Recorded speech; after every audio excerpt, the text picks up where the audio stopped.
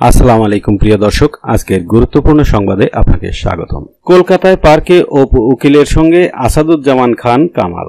ছাত্র জনতার গণ অভ্যুত্থানে শেখ হাসিনা সরকার পতনের পরেও আওয়ামী লীগের অনেক নেতাকর্মী, সাবেক মন্ত্রী ও সংসদ সদস্য অবৈধভাবে দেশ ত্যাগ করেছেন। পালাতে গিয়ে সীমান্তে ধরাও পড়েছেন কেউ কেউ। সীমান্ত পার হতে গিয়ে মৃত্যুর ঘটনাও ঘটেছে। ভারতের কলকাতার ইকো পার্কে সাবেক স্বরাষ্ট্রমন্ত্রী আসাদুজ্জামান খান কামাল সহ আওয়ামী লীগের বেশ কয়েকজন নেতার দেখা মিলেছে বলে জানা যায়। একটি বেসরকারি টেলিভিশন চ্যানেলের ক্যামেরায় ধরা পড়েন তারা। এ বিষয়ে জানতে চাইলে পুলিশের বিশেষ শাখার প্রধান অতিরিক্ত পুলিশ মহাপরিদর্শক মোহাম্মদ শাহ আলম বলেন, আমি গণমাধ্যমে খবর দেখেছি স্বরাষ্ট্রমন্ত্রী সহ বেশ কয়েকজনকে কলকাতার একটি পার্কে দেখা গেছে। তারা কিভাবে গেছেন সে তথ্য ইমিগ্রেশন পুলিশে নাই।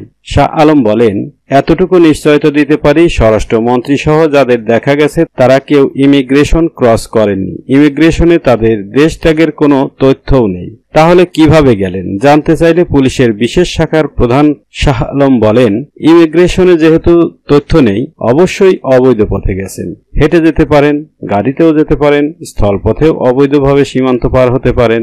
একই প্রশ্ন করা হলে র্যাবের লিগ্যাল ও মিডিয়া উইং পরিচালক লেফটেন্যান্ট কর্নেল মুনিম ফেরদৌস বলেন, তাদের কাছেও এ ধরনের কোনো তথ্য নেই। মঙ্গলবার বাংলাদেশের একটি বেসরকারি টেলিভিশনের ক্যামেরায় সাবেক স্বরাষ্ট্রমন্ত্রী সহ বেশ কয়েকজনকে কলকাতার ইকো পার্কে দেখা গেছে। আসাদুজ্জামান খান কামাল ছাড়াও সেখানে সংসদ সদস্য অসীম কুমার, অপু উকিল ও হাজী সেলিমের এক ছেলে রয়েছেন বলে জানা গেছে। কারওয়ানবাজার র্যাব মিডিয়া সেন্টার আয়োজিত এক সংবাদ সম্মেলনে জানতে চাইলে র্যাবের লিগ্যাল অ্যাড মিডিয়া উইং এর পরিচালক মোহাম্মদ কর্নেল মুনিম ফেরদৌস বলেন, আমাদের কাছে এরকম কোনো তথ্য নেই সাবেক স্বরাষ্ট্রমন্ত্রী অবৈধভাবে গেছে নাকি বৈধভাবে গেছে, সে সম্পর্কে র্যাবের কাছে কোনো তথ্য নেই।